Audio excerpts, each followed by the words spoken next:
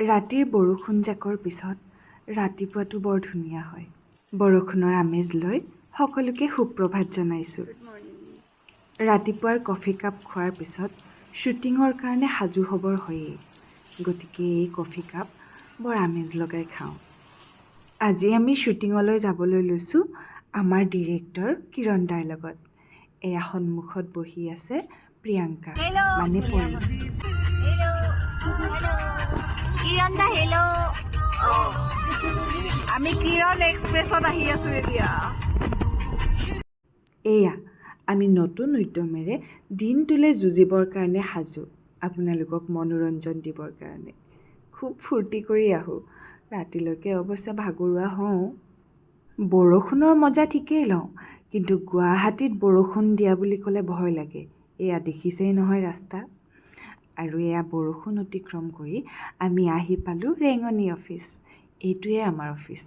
ইয়াতেই শ্বুটিং হয় বাউলী ফাগুন, বেহাৰবাৰী ইত্যাদিকে ধৰি আন বহুকেইখন serial. Hello' guys. Hello' guys.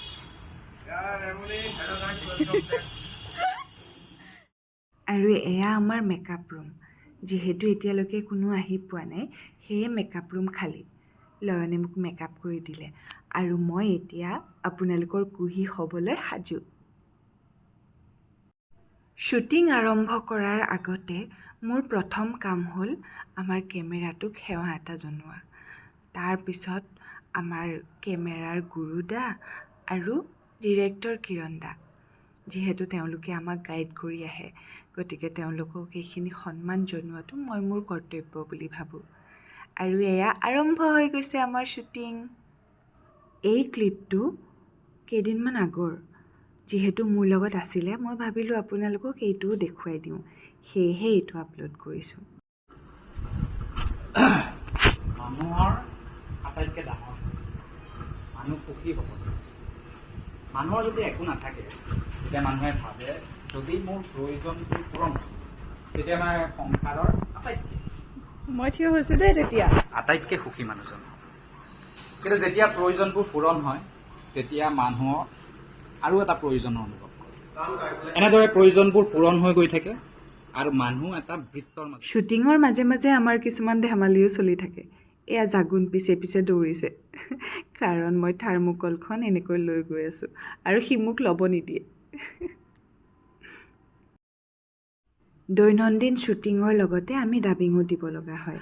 শ্বুটিঙৰ পৰা অকণ আজৰি পালে আমি এনেকৈ ৰেকৰ্ডিং ৰুমত গৈ ডাবিং দিওঁ। কি কৰিলোনো মই একেবাৰে পাহৰি গৈছিলোঁ জিও। ফ্লপ আহিছে। মই অলপ দেৰিকৈ খাম দিয়া।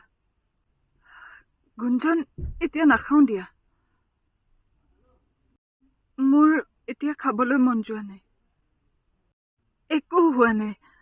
তুমি মোক অকণমান অকলে থাকিবলৈ দিয়াচোন। এই গাল জিও।